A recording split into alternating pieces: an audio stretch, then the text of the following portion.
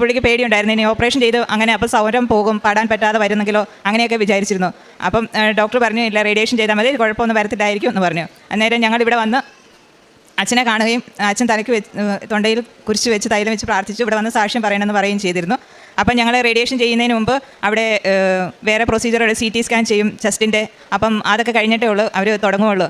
അപ്പം CT scan ചെയ്തപ്പോഴത്തേക്ക് അതിൻ്റെ result അത് നോക്കിയപ്പോൾ അത് ചെസ്റ്റിൻ്റെ താഴെയായിട്ട് ഈ ലിവറിൻ്റെ ഭാഗത്ത് ചെറിയൊരു ലീഷൻ കാണുന്നുണ്ട്. അന്നേരം അവർ പറഞ്ഞു പെറ്റ് സ്കാൻ ചെയ്യേണ്ടി വരും, അത് നോക്കണം, അത് കഴിഞ്ഞാലേ ഉള്ളൂ റേഡിയേഷൻ്റെ കാര്യം പറയാൻ പറ്റുള്ളൂ എന്ന് പറഞ്ഞു. അത് കഴിഞ്ഞ് ഞങ്ങൾ പെറ്റ് സ്കാൻ ചെയ്തു. അത് കഴിഞ്ഞപ്പോൾ അവർ പറഞ്ഞു അൾട്രാസൗണ്ട് ബയോപ്സി ചെയ്യണം, അത് നോക്കണം എന്ന് പറഞ്ഞു. അപ്പം ഞങ്ങൾക്ക് മനസ്സിലായി ഇനിയും കൂടുതൽ ദൈവത്തോട് അടുക്കാൻ വേണ്ടിയും ഞങ്ങളുടെ കുറവുകളെല്ലാം മാറ്റുന്നതിന് വേണ്ടിയാണ് ഇങ്ങനെയൊക്കെ വരുന്നതെന്ന് എനിക്ക് മനസ്സിലായി. കൂടുതൽ പ്രാർത്ഥിക്കാൻ തുടങ്ങി. അത് കഴിഞ്ഞ് ഞങ്ങൾ അതിൻ്റെ ബയോപ്സിയുടെ റിസൾട്ട് വന്നപ്പോഴത്തേക്ക് അത് യാതൊരു കുഴപ്പമില്ല, ലിവറിന് കുഴപ്പമില്ല, അപ്പം ഇതിന് മാത്രം റേഡിയേഷൻ ചെയ്താൽ മതിയെന്ന് പറഞ്ഞു. അങ്ങനെ അത് മാറ്റി തന്നു.